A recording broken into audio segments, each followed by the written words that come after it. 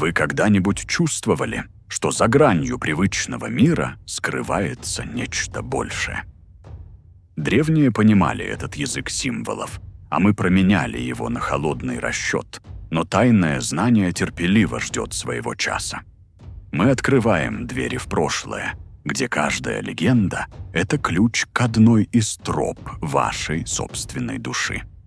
Выбор пути всегда остается за вами, ведь наши истории — это лишь повод заглянуть вглубь себя и услышать то, что давно забыто. Эта история — путешествие по лабиринту легенд, где исторические факты переплетаются с гипотезами и мифами. Мы не претендуем на истину, а лишь исследуем одну из величайших загадок человечества. Все версии и интерпретации — это повод для размышлений в тишине ночи. Устраивайтесь поудобнее. Пламя костра уже зажжено. Париж. 18 марта 1314 года. В сумерках на небольшом острове посреди Сены разгорается костер. На нем Жак де Моле, последний магистр Ордена Храма. Его обвинили в ереси, идолопоклонстве, во всех смертных грехах, какие только могла придумать Святая Инквизиция. Но все, кто был там, понимали. Его сжигают не за грехи, а за тайну. И перед тем, как огонь поглотил его, магистр поднял голову и произнес свое знаменитое проклятие, вызвав на суд Божий и папу Климента V, и короля Филиппа IV Красивого. «В течение года вы предстанете перед высшим судьей», — прозвучал его голос над площадью. «Они оба умрут в течение года. Папа — через месяц, король — через 8 месяцев. И проклятие сбылось. Что же это была за тайна, которая стоила жизни целому ордену, но дала его последнему магистру силу проклясть королей? Забудьте о Святом Граале. Забудьте о несметных сокровищах. Легенды говорят, что тамплиеры нашли нечто гораздо более опасное. Знание, которое могло перевернуть мир.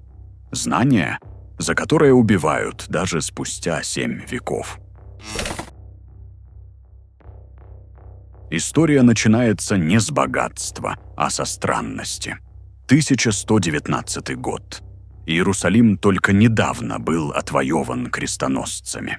Город полон опасностей, паломники гибнут на дорогах. И в этот момент появляются 9 французских рыцарей во главе с Гуго де Пейном. Они клянутся защищать христианских паломников на пути к Святой Земле. Король Иерусалима Балдуин II отдает им под штаб-квартиру южное крыло своего дворца, бывшую мечеть Аль-Акса, которая, по преданию, стоит прямо на руинах легендарного храма Соломона. И вот здесь начинаются странности. Следующие 9 лет эти 9 рыцарей почти не занимаются своей прямой миссией. Они не патрулируют дороги, они не защищают паломников, они копают. 9 лет, 9 человек и никого больше.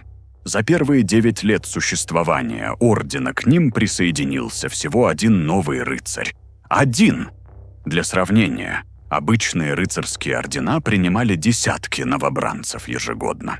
Но тамплиеры были заняты чем-то настолько важным, настолько секретным, что не могли позволить себе посторонних глаз. Сохранились свидетельства хронистов того времени. Фульхерий Шартерский писал: «Рыцари храма проводят дни и ночи в подземельях под своей резиденцией, словно ищут нечто, известное только им». Что можно было искать под храмом Соломона 9 лет? Согласно иудейским преданиям, в подвалах первого храма хранились не только сокровища, но и священные реликвии – ковчег Завета, скрижали Моисея, посох Аарона. Но самое главное – там хранились тайные архивы, свитки с запретным знанием, тексты, которые первосвященники прятали даже от своих собратьев. В 70 году нашей эры, когда римляне разрушили второй храм, священники успели спрятать самое ценное. Они замуровали это в тайных комнатах глубоко под землей. И вот, спустя 1000 лет, 9 французских рыцарей методично, камень за камнем, исследуют эти подземелья. В 1128 году они внезапно прекращают раскопки и едут в Европу. На соборе в Труа Папа Римский официально признает орден тамплиеров и дарует им невиданные привилегии. Они не подчиняются никому, кроме папы. Они освобождены от всех налогов. Они могут иметь свои церкви и своих священников. За что такие почести ордену, который за 9 лет не совершил ни одного заметного подвига? Они поднялись из подземелий не с золотом или драгоценностями. По крайней мере, не с теми, что можно было показать миру. Они вынесли оттуда знания. Что это могло быть за знание? Начнем с самой безопасной версии. Той, которую даже некоторые академические историки считают вероятной. Тамплиеры могли найти документы, спрятанные во время осады Иерусалима в 70 году. Не золото фарисеев, а нечто гораздо более ценное – оригинальные тексты первых христиан. Евангелия, которые церковь позже объявит апокрифами. Свидетельства, которые рассказывают совсем другую историю об Иисусе. Представьте, XII век, расцвет власти католической церкви. Папа может низвергнуть любого короля. Слово священника – закон. И вдруг 9 рыцарей находят древние свитки, в которых написано нечто невообразимое. Возможно, это было то самое Евангелие от Иуды, фрагменты которого были найдены только в XX веке. В нем Иуда не предатель, а самый верный ученик, выполнивший тайное поручение учителя. Или гностическое Евангелие от Марии Магдалины, где она предстает не раскаявшейся блудницей, а любимой ученицей Христа, которой он доверил самые сокровенные учения. А может быть, и эта мысль заставляла средневековых теологов просыпаться в холодном поту. Они нашли тексты, где Иисус представлен не Богом во плоти, а человеком. Великим учителем, пророком, мудрецом, но человеком, с женой, с детьми, с сомнениями и страхами. Барбара Фроле, исследовательница секретных архивов Ватикана, обнаружила удивительный документ. Это протокол допроса тамплиеров, где один из рыцарей под пыткой признался: «Нам показывали свиток, где было написано, что Христос был человеком, а не Богом, и что Он не умер на кресте за наши грехи, но учил иному пути к спасению». Иному пути. Вдумайтесь в эти слова. Для церкви XII века это была не просто ересь. Это был приговор всей системе власти. Ведь если Христос не Бог, если Он не умер за грехи человечества, то зачем нужны священники? Зачем исповедь? Зачем индульгенции? Зачем вообще церковь как посредник между человеком и божественным? Такое знание в руках тамплиеров – это абсолютное оружие. Это объясняет, почему папа Гонорий II даровал им неслыханные привилегии. Почему короли заискивали перед ними. Почему никто не смел тронуть орден почти 200 лет? Они не благоволили тамплиерам, они их боялись. Но что, если рыцари нашли не просто текст, опровергающий догмы? Что, если они нашли инструкцию по контакту с силой, которую церковь называла дьяволом?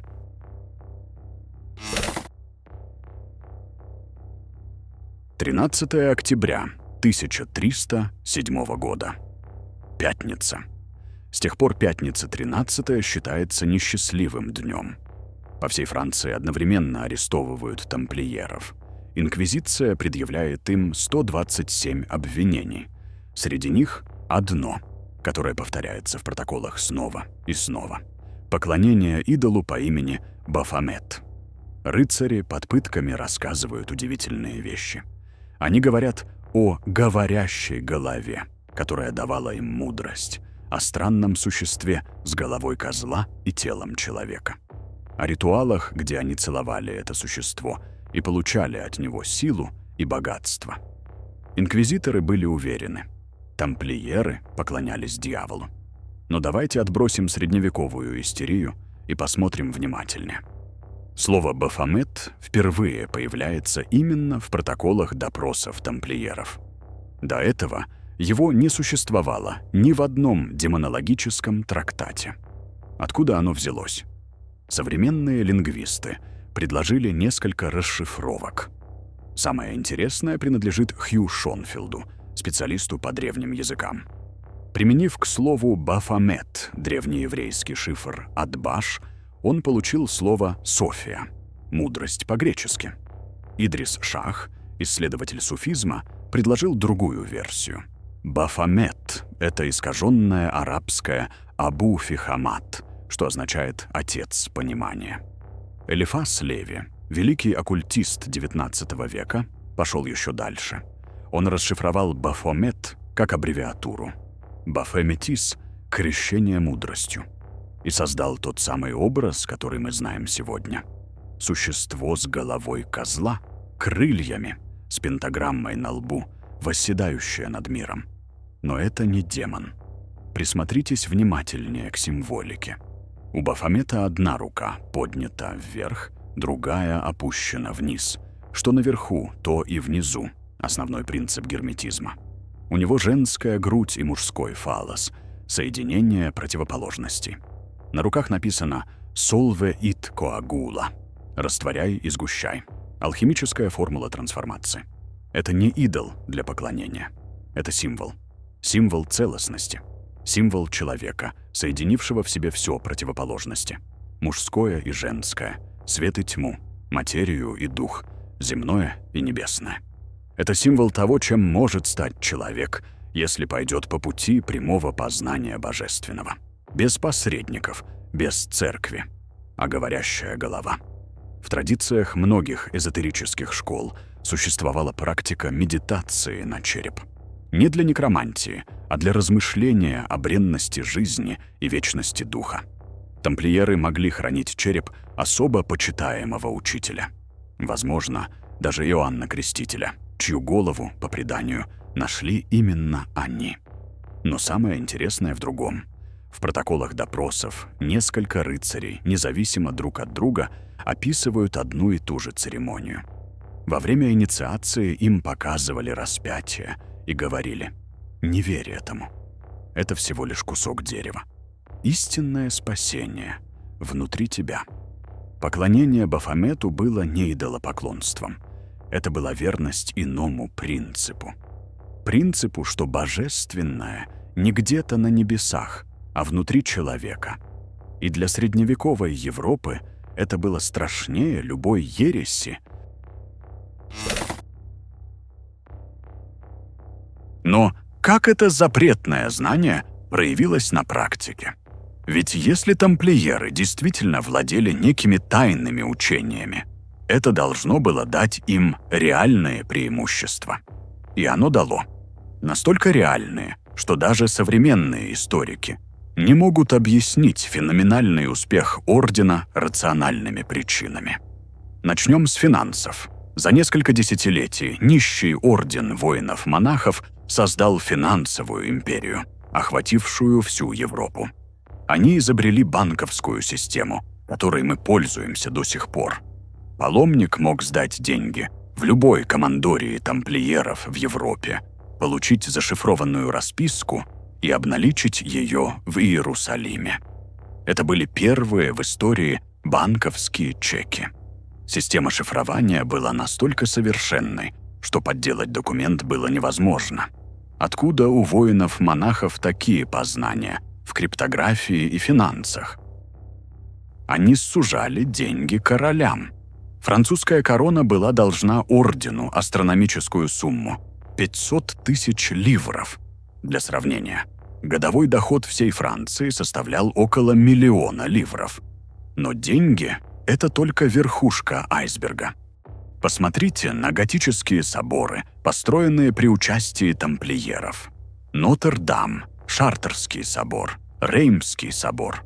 Все они возведены по единому принципу, с использованием сакральной геометрии, которая была неизвестна европейским архитекторам до крестовых походов.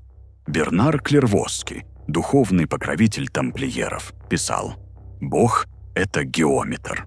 и тамплиеры строили свои храмы как геометрические формулы, воплощенные в камне. Золотое сечение, числа Фибоначчи, Везика Писис, рыбий пузырь, древний символ божественной пропорции. Все это зашифровано в архитектуре готических соборов. Луи Шарпантье в своей книге «Тайны тамплиеров» доказывает: если соединить линиями основные командории тамплиеров во Франции, получится точная проекция созвездия Девы. Случайность? Или часть грандиозного плана, смысл которого нам еще предстоит понять? Но самое удивительное – это их организационная структура. Орден функционировал как единый организм. Решения, принятые в Иерусалиме, исполнялись в Лондоне и Париже с точностью часового механизма. У них была разведка, которой завидовали короли. Система связи, которая работала быстрее королевской почты.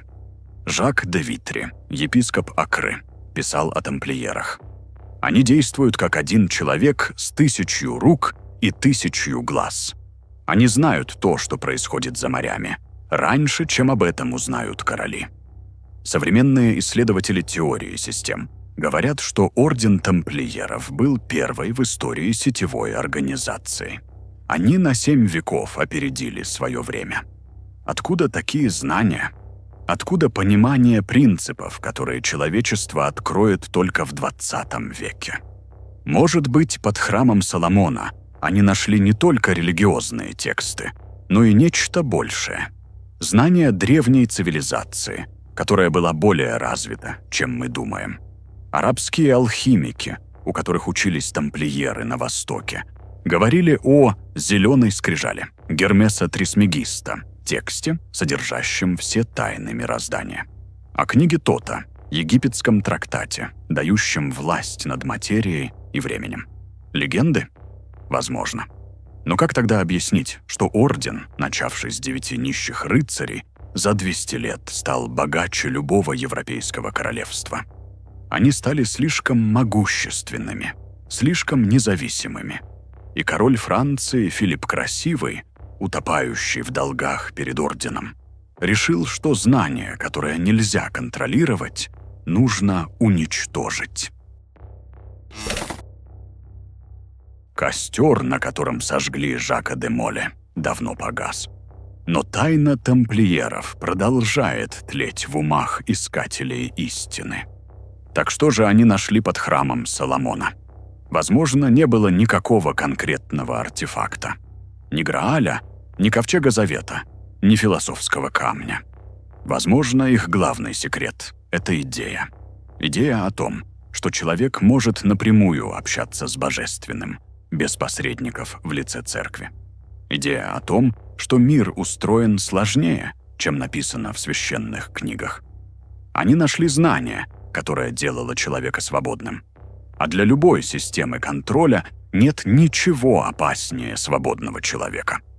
Филипп Красивый сжег тамплиеров, но не смог сжечь их наследие. Оно живет в символах масонских лож, в ритуалах розенкрейцеров, в учениях современных эзотерических школ. Даже доллар США несет на себе печать их влияния, всевидящее око над незавершенной пирамидой.